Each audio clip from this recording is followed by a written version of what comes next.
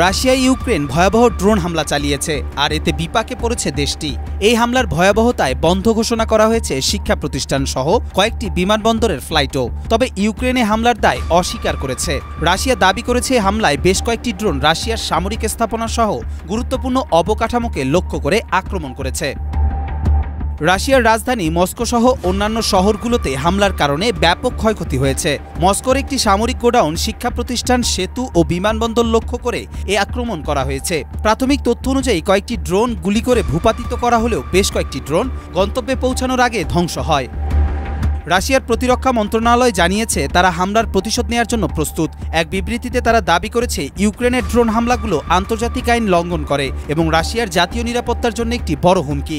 বিশেষজ্ঞরা মনে করছেন যে ইউক্রেনের এই হামলার লক্ষ্য রাশিয়ার সামরিক ও অর্থনৈতিক সক্ষমতাকে ধ্বংস করা।